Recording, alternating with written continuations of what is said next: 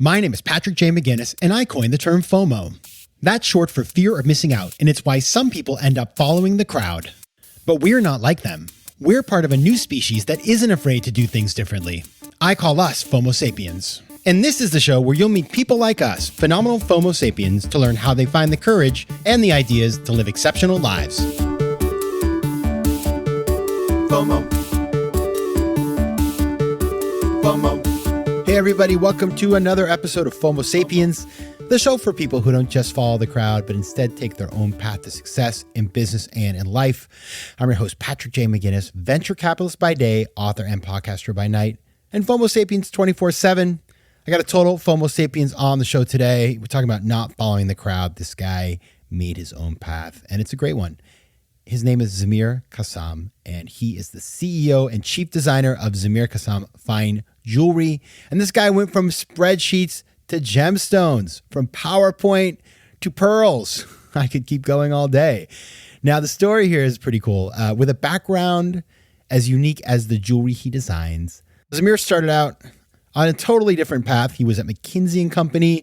Then he went to Harvard Business School, and then he pivoted into the world of jewelry at De Beer, Louis Vuitton. Now he has emerged as a major player, one of the most innovative thinkers in the global jewelry industry, where he is the founder and CEO of Zameer Kassam Fine Jewelry, which he launched in 2011.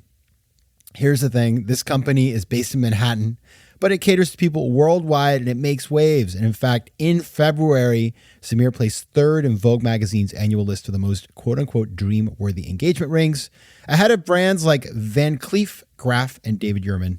And those are big ones. So not bad at all, my friend.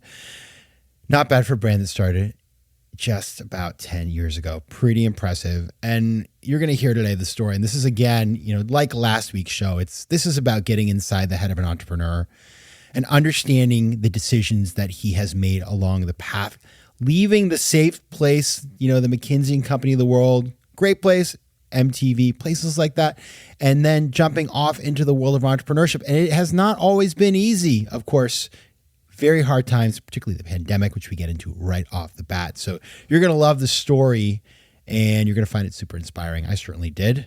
Now, I got to ask you this little small favor, because I've known Zameer a long time. I've watched him build this business. I met him years ago at an Oscars party, and I remember thinking, like, jewelry? What?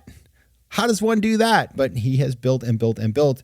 So go check out his website, Zameer Kassam. That's ZameerKassam.com. If you're in the business of looking for a ring right now, if that's what you need, go check it out. He has other stuff too. Just go check it out and you'll see why I am raving about it. And now on to the interview. As you know, I like to go deep early. And so I started with my favorite question, asking Zameer this: what's a formative decision you've had to make to get to where you are today? There's a bunch, but I would say the most formative decision is whether or not I shut down my company. That was during the pandemic. Wow. Okay, you can't just leave us there. Tell us more. Well, so I run a jewelry business that doesn't have stores. We don't sell online. It's all very personal. It's literally person to person, where we tell love stories through design. And when the pandemic happened, we couldn't meet with people. And so literally business went to zero. We have no other alternatives on how we can generate revenue. And I have a team of people that needed to be fed, and I had to take care of them. So I literally shut down as everyone else shut down. But then I had to decide, do I fully shut down, liquidate, and move into something different? Because I didn't imagine how this business could possibly survive that moment in time. And I remember sitting in this very room. I'm in my apartment in Manhattan. I remember sitting on the floor crying to myself. This wasn't meant to be such a sad starter, but crying to myself, and just thinking, like, how am I going to live life? I'm single. I have no kids. My business is everything. I've literally built it with all of my blood, sweat, and tears, and now it's gone. And I started looking at the sketches that I made when I was at business school and the sketches that I did when I started the business, and started rereading the love stories of the people that I've had the chance to design for. And I felt like, if nothing else, I'm going to be kept company by the memories of these people who've let me in their lives. And through reading through those stories, I felt like I can't let this go. I have to fight harder. And I posted about that actually on social media. And one of my clients shared it with a professor at Harvard Business School. And that led to them calling me and asking if they could follow and track how this super personal business, and honestly, this human being, like this guy, Zameer, is dealing with this kind of horrible moment in time. And I was honored. And of course, I said yes. And that led to not only them writing a case about it and teaching it at HBS, but so much incredible help and mentorship by the students and faculty that I didn't have to shut down the business. And we figured out how to be remote. We figured out how to do things in a different way. And I didn't have to go into, full depression, which was likely to happen because this is such a big part of my life. And that was certainly the most formative decision I've ever had to make. I remember, I don't know what day it was March something, 2020. And my book was coming out 2 months later, and I had a whole slate of speaking and other things. And there was one day, it was like, I don't know, Bloody Sunday or something, but literally everything in my life got canceled in a 3-hour period. And this hopelessness, and you're sort of like, what am I going to do? And so I think, many of us were there with you at that time. It's amazing to hear how that affected you and how you came out of it and how it turned into sort of this completely unexpected, win, as it were, and a lot of support from people.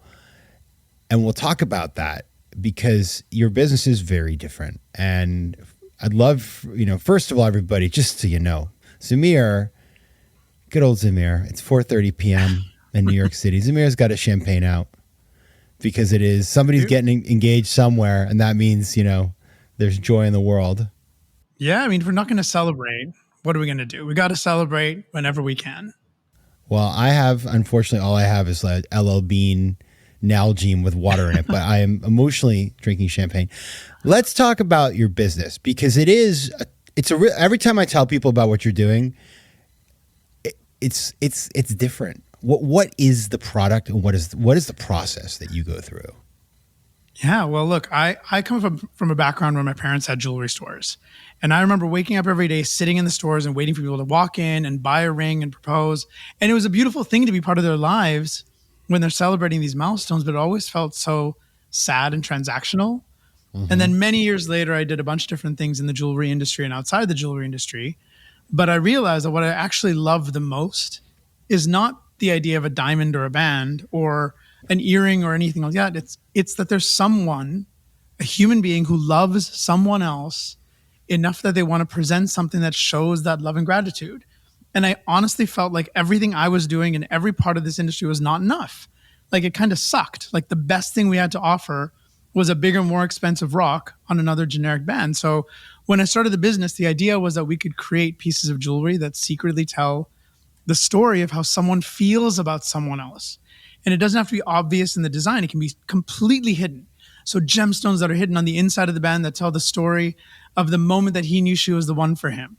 Or that there's carvings on the inside of the band that tell the story of the few words he asked her when he asked her out on their first date, carved in his handwriting. And all of these different ways, and there's thousands of ways, are each unique and individual to that one particular human being and their connection with someone else. And so the product is as much a service as it is a product. The product is a piece of jewelry that's timeless and classic, but secretly tells the story of a milestone in someone's life and how they feel. It's done through a process which I think is explicitly the opposite of what you do in the jewelry industry. So there's 3 steps. It starts with a 30-minute tutorial to learn about diamonds.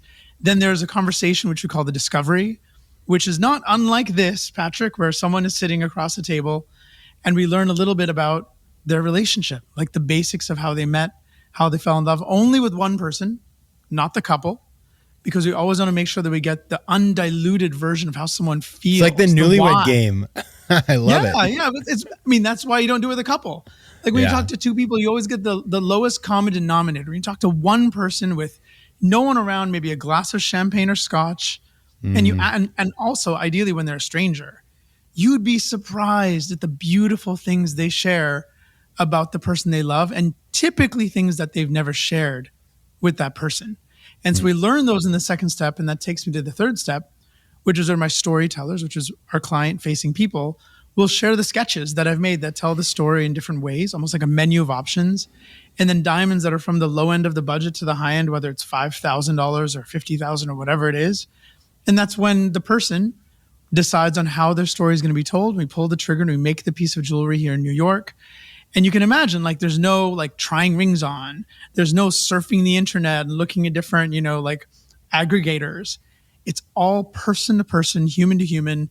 And in doing that, it's like, I think the funnest thing in the world, not just for the woman or man who's proposing or celebrating the milestone, but for me, right? Like for me and my team, it's so fun. We get to sit and learn people's love stories, their family stories, their family histories. Like I've had clients who are from, the wildest parts of Nigeria. And I can tell you that their love stories are totally different than someone who met at HBS, but the emotions are exactly the same. And I get to do this every hour of every day. I mean, it's so much fun. FOMO. I love the storytelling element because people, it's talked about now. I think people talk about storytelling, but we forget that like every great pitch, every great book, great sort of article that you read, and a lot of times if it's done well, products, if the story is there, you decommoditize something that maybe the world in the wedding industry sucked all the fun out of this whole process. And you have, through storytelling, you're putting it back in, which is really powerful. Well, I appreciate that, but that was never my intention. Like I actually hate the word storytelling. I feel like it's become this Let's come up with an alternative. What's your alternative? Like, well, we don't have stories, to use that right? word. Okay, fine. It's literally love stories. Like I'm not creating a story about a brand or a story about a design. It's actually Zameer sitting down with Anthony or Peter or whoever it is and learning about why. And I often start with like, why is she? How do you know she's the one for you? And you can, like, every guy's like, what are you talking about? Like, I mean, dude, you're not my therapist. You're my jeweler. I need a rock on the bat. I'm like, take a step back. I know that but you are about to propose to this person, or you have spent 20 years with him or her, and you have these kids, and like, what is it about them? Like, tell me. I want to know. I really want to know, right? I really want to know, because then I can sit back in the dark hours of the night. Last night at 2 a.m, I was sketching. My sketchbook is in front of me. And I'm a human being too. Like my team, we're all people. And what we get to do is we get to learn these stories, and then we have to respect them and honor them. And it's like, why would I want to even bother being a jeweler or being in fashion or being in luxury or being in restaurants or anything if I didn't truly get a sense of what it meant to someone? And so when we're telling a story, it's not like the branding and storytelling. It's like, no, I'm actually asking you, what is the story? How did you meet? When did you meet her parents? Did they like you? What was the hardest thing you guys got through? What was the best thing you got through? What do you see your future like with him? And that's the story that I get to receive. And also, it's typically only in an hour. So it's not like it goes on forever.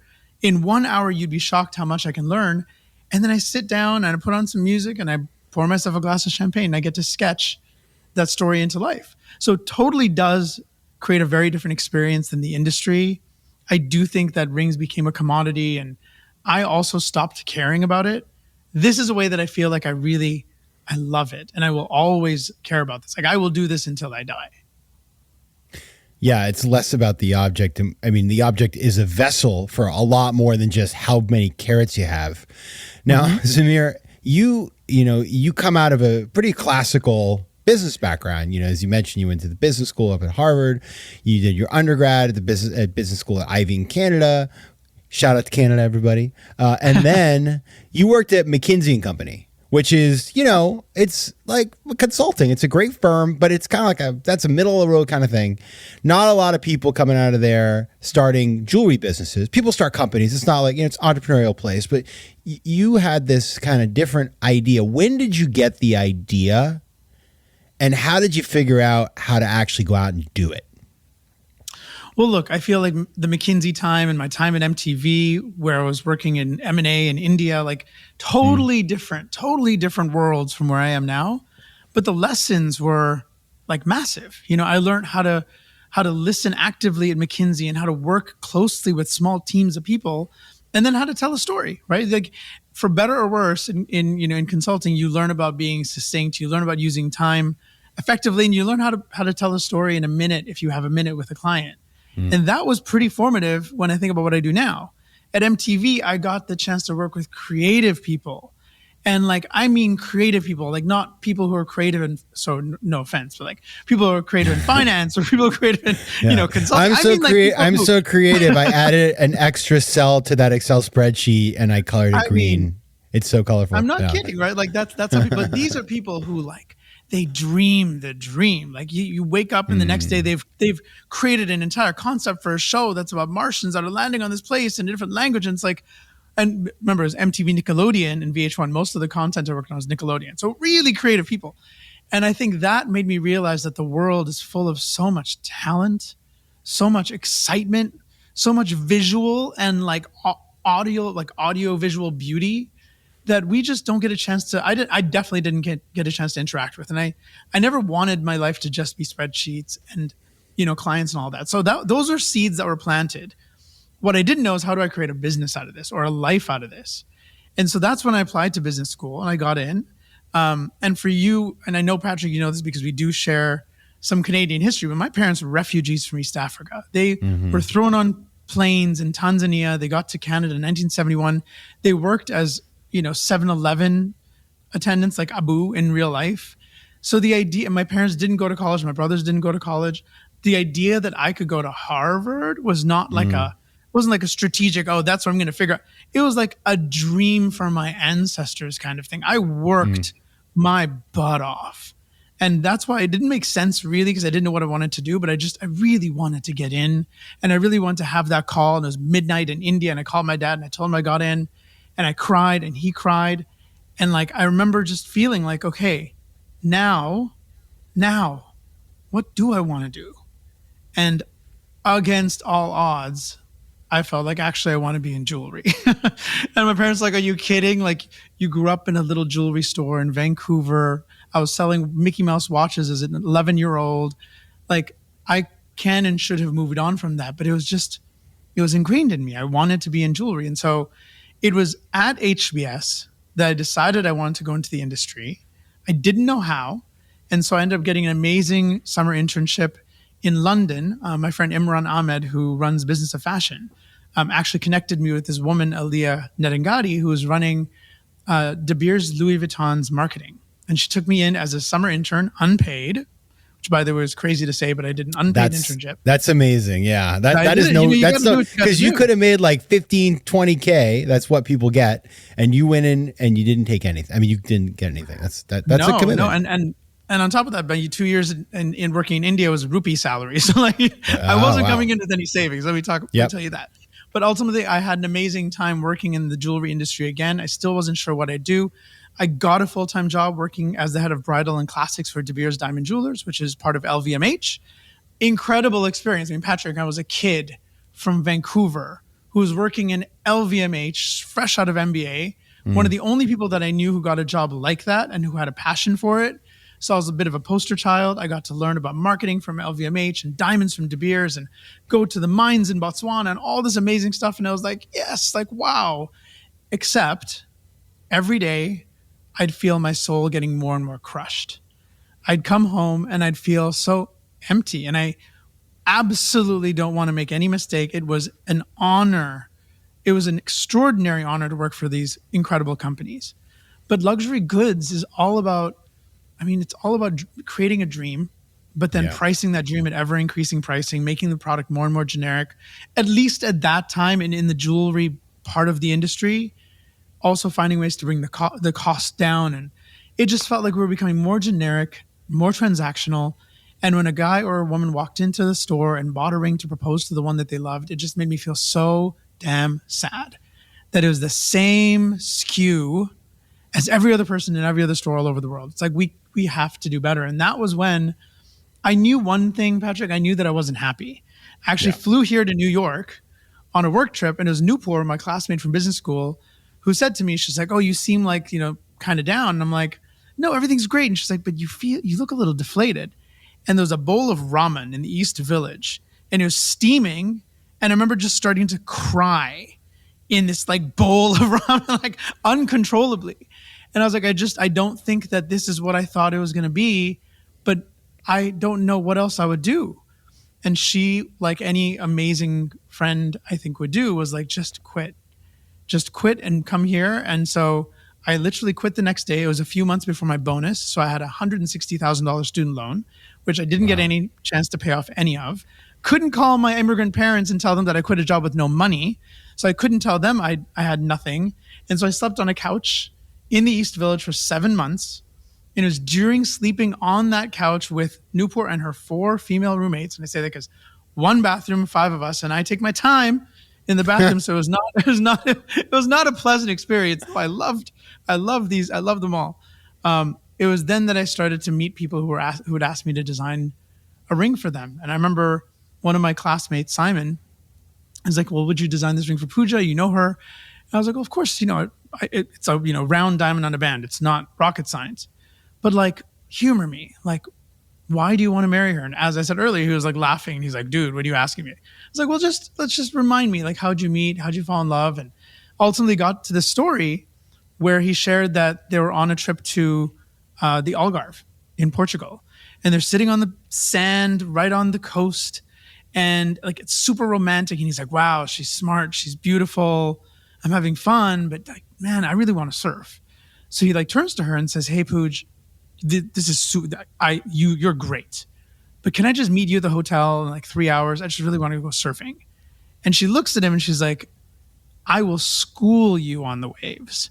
And that's when he realized that she's also this athletic, fun, competitive co-pilot on the adventure of a lifetime with him.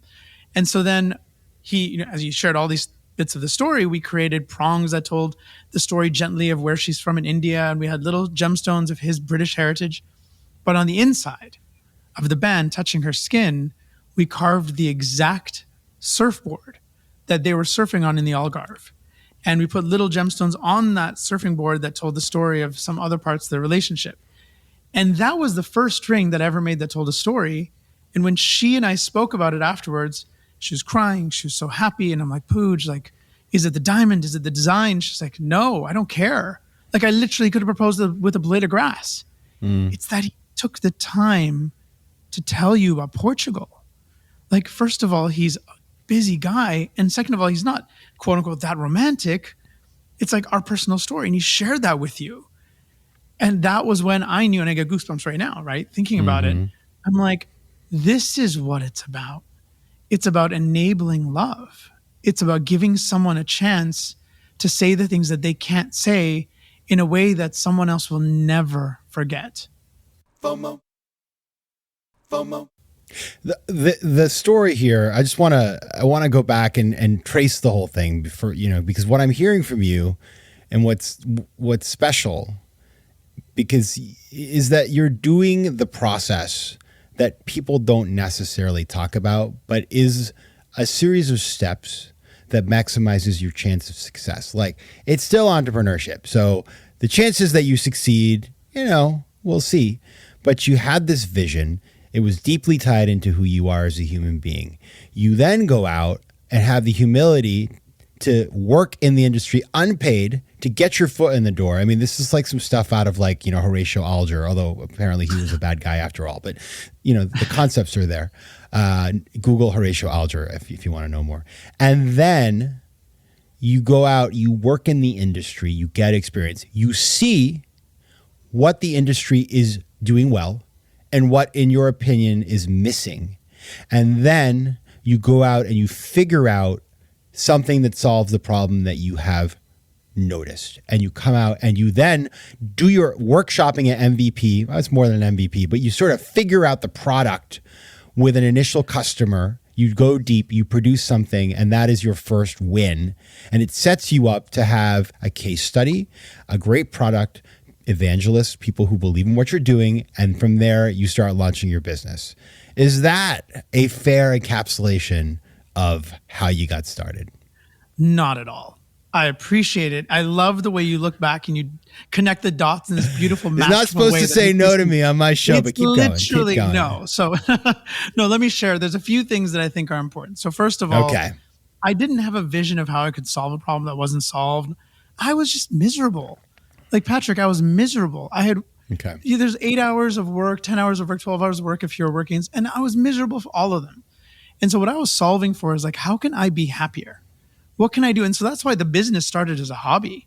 I was consulting to make money with anyone and everyone. I was consulting with Nokia in Helsinki and a gemstone company in India. I was up all night working a call center at one point after HBS before I started this, while I was doing this as a hobby, because it was just filling my free time with something that was joyous. And so that's how it really started. It wasn't this grand vision and But let me push you back. Let me push back a little bit on that. So okay, fine.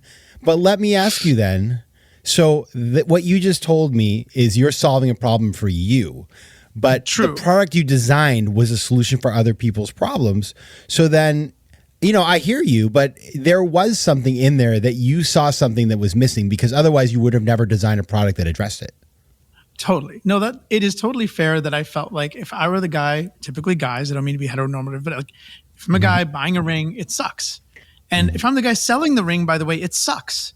So solving my problem for having fun and being happy was also clearly creating something that was far more exciting and better value and all that for the client. But there is one other thing that I had, and that was extraordinarily important, which was a close circle of incredibly good friends. The kind of friends who would look at me and say, you're not happy and you're lying to yourself.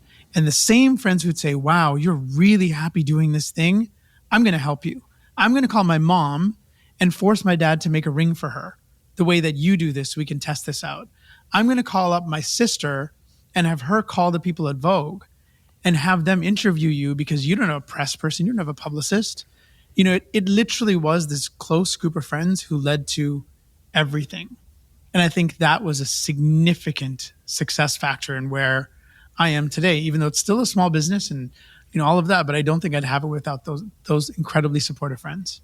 So if you were to tease out the lessons for folks listening who say, like, somebody wants to replicate your process, what would be for you the big takeaways of what you just told me, that the entire story?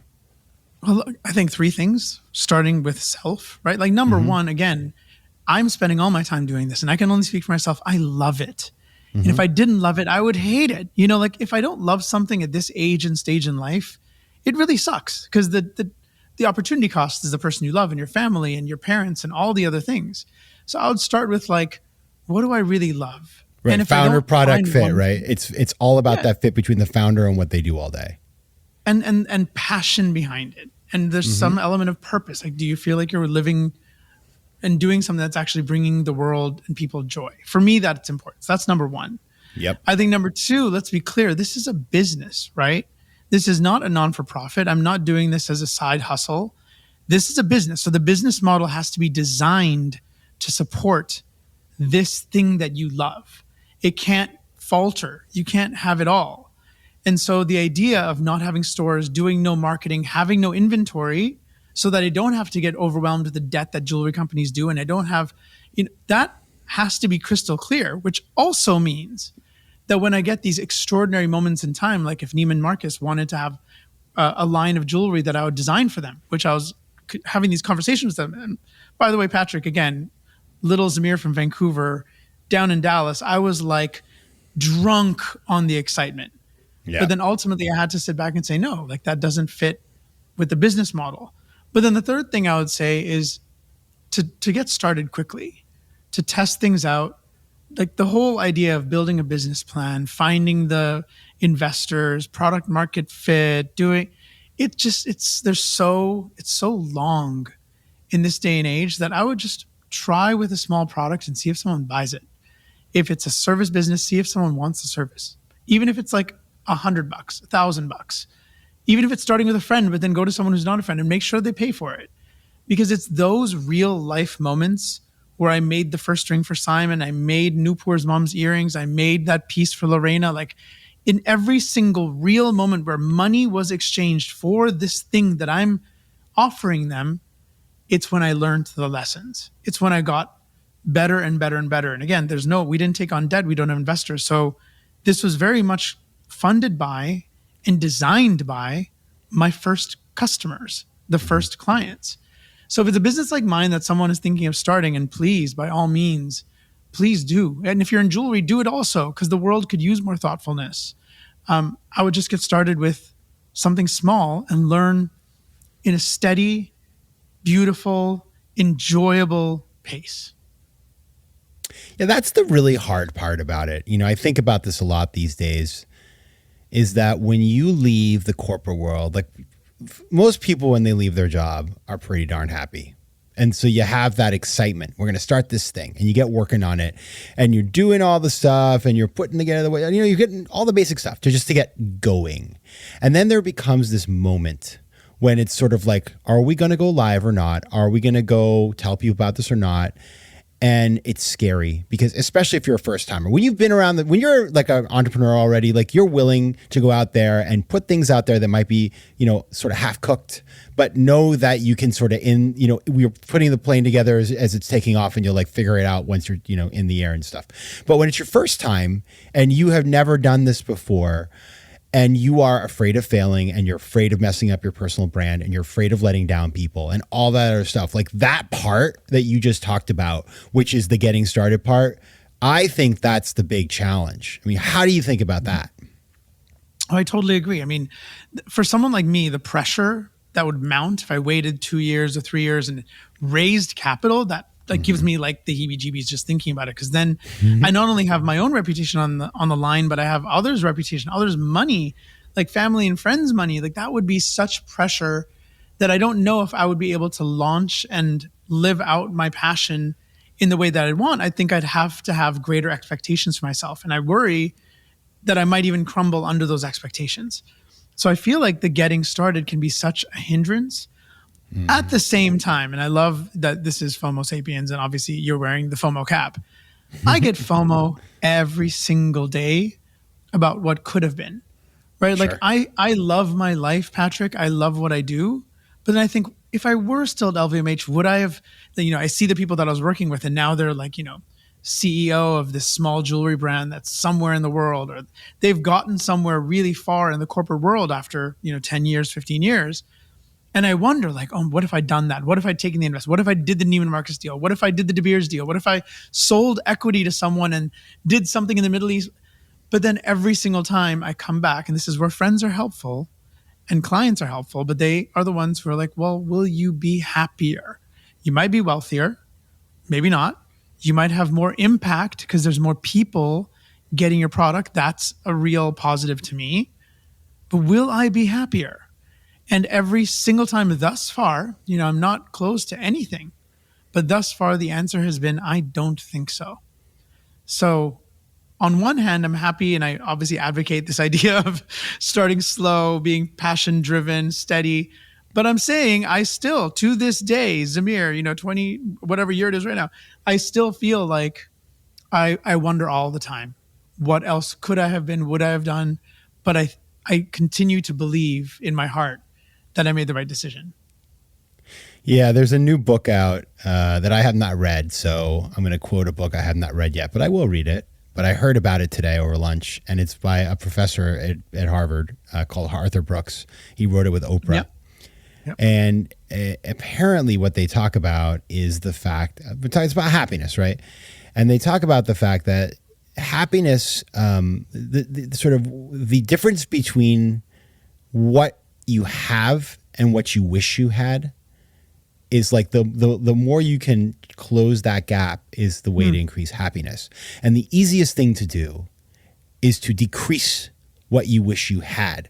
Not meaning that you don't have goals and aspirations, but you sort of just say like, what do I really, it's like the FOMO thing, right? FOMO is we can all dream all day long about the things we're not doing. This is, and I do the same thing, so I get you. But when we think critically about, do I really want that? Do I really want to sell out?